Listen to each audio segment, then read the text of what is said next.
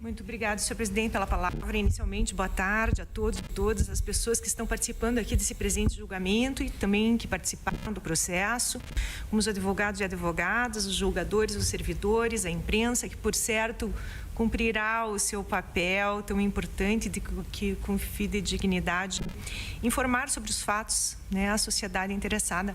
Eu pedi vista desse processo, pois há duas versões aqui diametralmente opostas, trazidas pelos membros que me antecederam. A gente sabe que o juiz sempre é uma pessoa apontada de antemão, neutra. Ela é apontada segundo as regras legais para decidir um conflito, deve necessariamente não ter participado de nada, não ter participado dos fatos. É, portanto, um terceiro neutro ao caso que ele julga o juiz. Há, portanto, então, uma simetria informativa. Os envolvidos ali não têm a mesma informação, todos eles. O juiz profere um julgamento sobre fatos que ele não presenciou, pois se fosse testemunha ou se fosse parte, ele não seria juiz.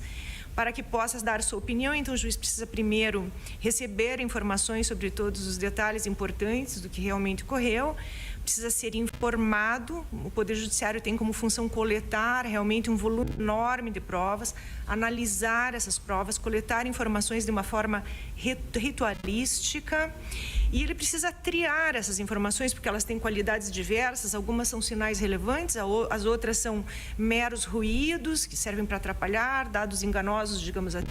Nem sempre separar a informação relevante do ruído é algo que se faz de forma simples, geralmente envolve muitos custos, às vezes é impossível. Enfim, antes de passar a análise da matéria jurídica, tem que analisar o que está provado, quais fatos que estão provados e quais não. E por isso que o processo judicial demora. Ele não é aquela decisão que um CEO de uma empresa faz vertical, instantânea, que começa e termina hoje. O processo judicial, ele envolve essa coleta de provas, a análise desse material, a triagem dele, debate entre todos eles. E é por isso que estamos aqui diante de um processo que precisa de ser amadurecido, e por isso eu vou pedir vista, né? Na segunda-feira, o eminente relator, o relator é a pessoa que primeiro estuda o processo e depois traz aquilo mais mastigado, digamos assim, aos demais membros, né, aos demais julgadores. Então, segunda-feira, o eminente relator Estamos vendo, então, a desembargadora Cláudia Cristina pedindo vista do processo. A expectativa é de que o julgamento seja retomado na próxima segunda-feira.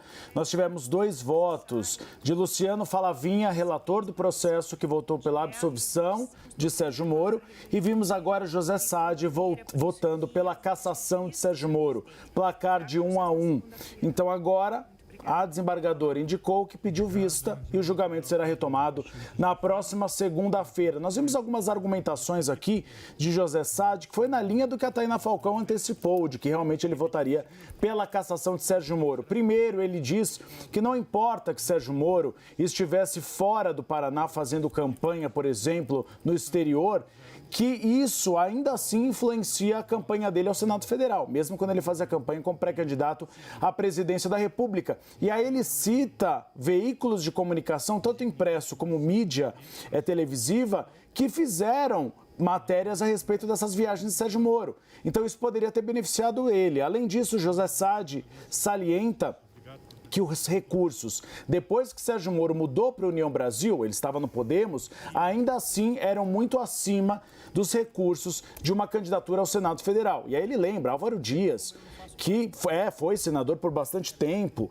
acabou não havendo uma paridade de armas nesse processo, e Sérgio Moro acabou sendo favorecido.